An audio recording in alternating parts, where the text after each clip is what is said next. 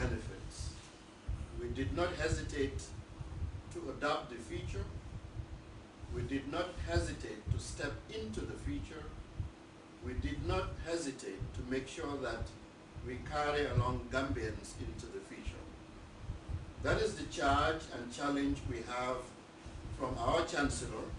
The Amnesty University e-learning program is currently run in 20 African countries, and its recent graduation is start of its virtual convocation, with majority earning their first degrees from the Gambia University. Babukar Kamara, GRTS.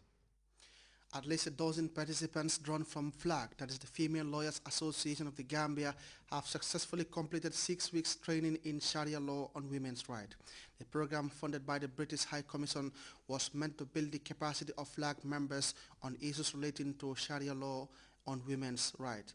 Ibrahim Balde picks up the rest of that story. It's a key policy priority for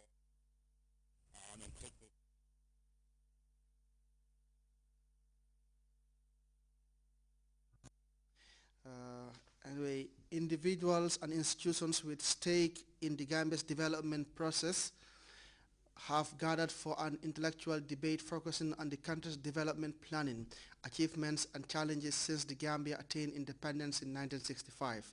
The forum, which brought together United Nations personnel, members of the NGO community and civil society organizations, intends to stimulate and inform policies through the exchange of best practices, information sharing and consensus building.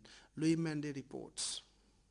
On national development planning, its achievement and challenges since the Gambia became independent in 1965 is the latest among a host of programs convened by the United Nations Development Programme Banjul Office for policymakers, UN staff, CSO, NGO and other development partners. The objective of the forum is to stimulate debate, to inform the policy-making process, thereby providing an avenue for sensitization, exchange of best practices, information sharing, and consensus building on the Gambia's key development challenges and the way forward. Benjamin Robert, whose deliberations centered on the evolution of the Gambia's economic development plan from 1965 to date, looks at it in three perspectives. From the First Republic, the 22nd July Revolution, and the birth of the Second Republic, the initiator of the ambitious Vision 2020 blueprint. The Gambia, said Roberts, witnessed significant progress in economic growth and microeconomic stability in recent times, but challenges for the realization of Vision 2020 are visible. Of course, the lack of capacity in terms of technical know-how, in terms of people running, administering the affairs of the country.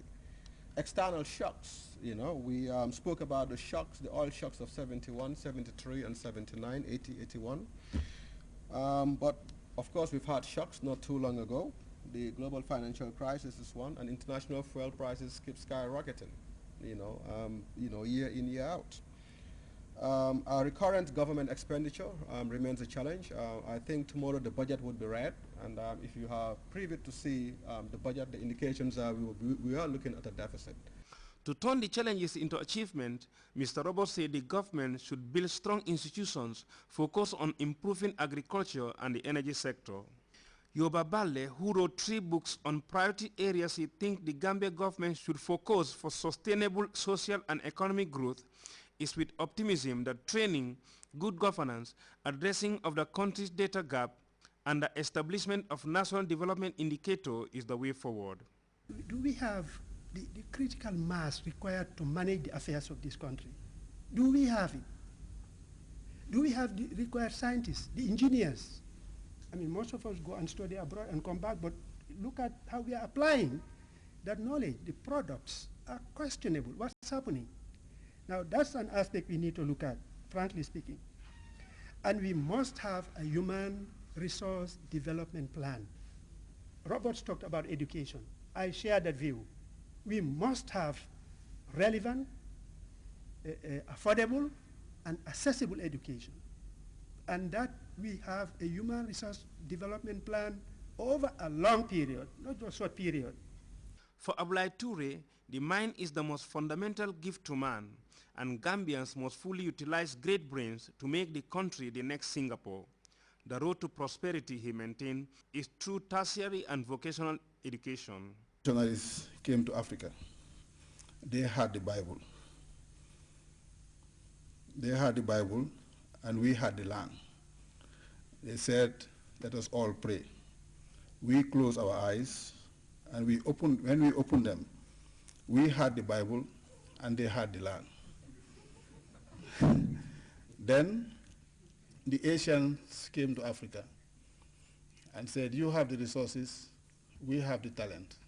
They took our resources and developed their countries, and we are here with the talent, and we are still not developed.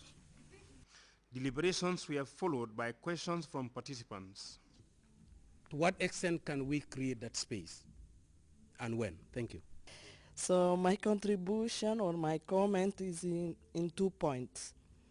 From the first, I forgot his name. Doctor, yes, Robert.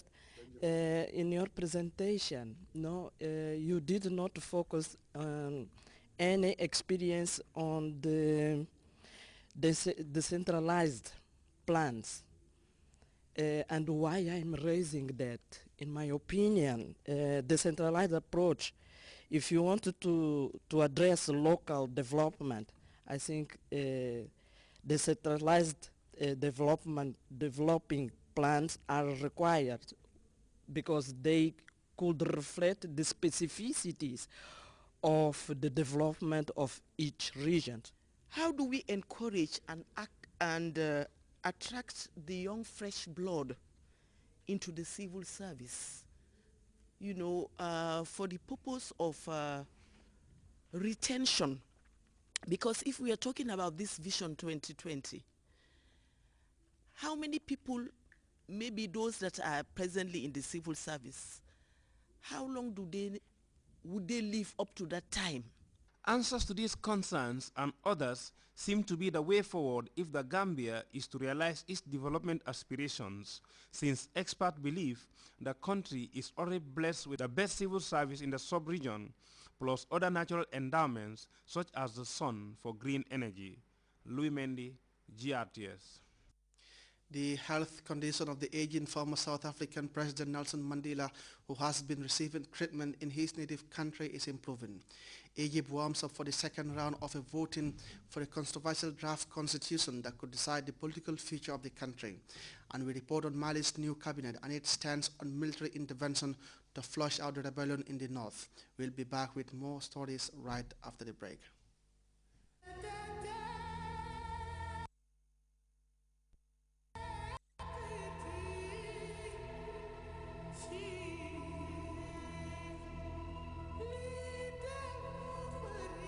It is a story of a land, of a people, where communication has been our song, our drumbeat.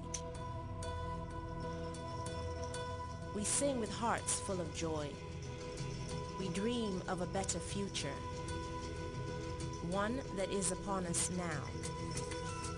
This is who we are. We are close to the heart of the world. We are as old as time. The soul of man began with us.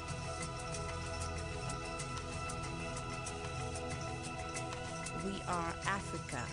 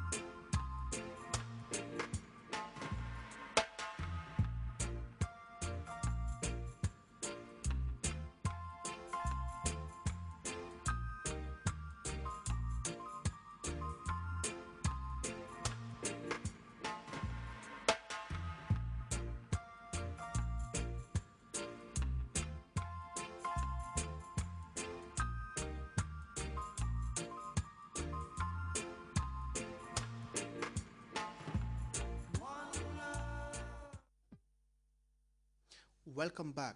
Egyptian media reports that